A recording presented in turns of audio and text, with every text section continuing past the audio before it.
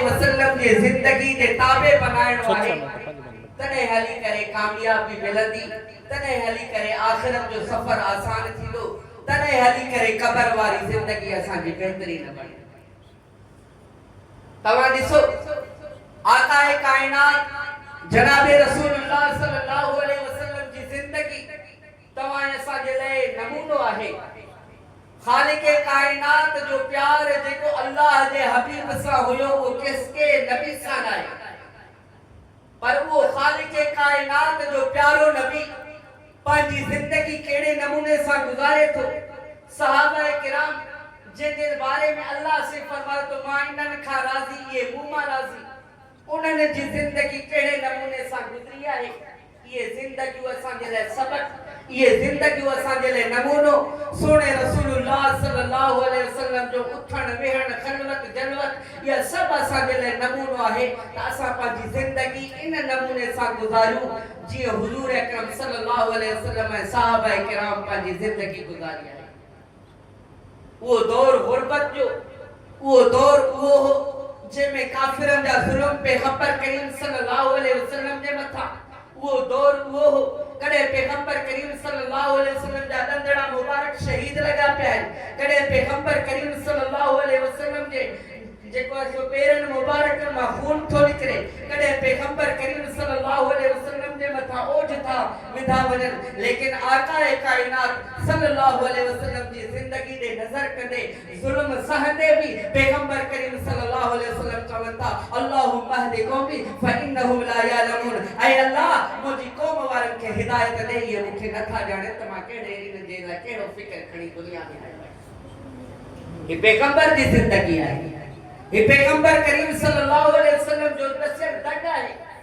बुधायल नमूनो आहे। सॼी सॼी रात पैगंबर करीम सल्लल्लाहु अलैहि वसल्लम मुसल्ले ते बीठा आहिनि ऐं दुआऊं था घुरनि अल्लाहुम्मा अग़फिर ले उम्मती, अल्लाहुम्मा अग़फिर ले उम्मती, अल्लाहुम्मा अग़फिर ले उम्मती। ऐ मुंहिंजा अल्लाह मुंहिंजी उम्मत जी पारत थी, ऐ मुंहिंजा रब करीम मुंहिंजी उम्मत जी पारत थी।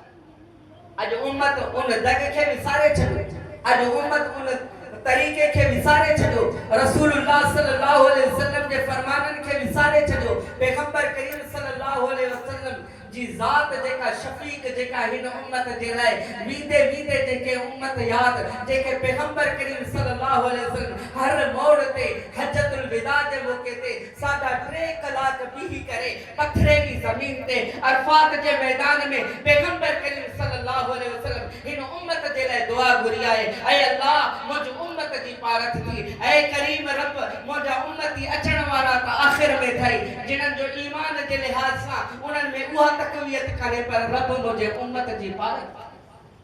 आखिर ताईं पैगंबर करीम सल्लल्लाहु अलैहि वसल्लम हिन उम्मत जी पारत कंदा, लेकिन उम्मत उन दर्जे ते पहुती आहे जो आकाए नामदार सल्लल्लाहु अलैहि वसल्लम जी ज़ात पैगंबर करीम सल्लल्लाहु अलैहि वसल्लम जा फरमान पैगंबर करीम सल्लल्लाहु अलैहि वसल्लम जी शरीयत हिन उम्मत खां विसरी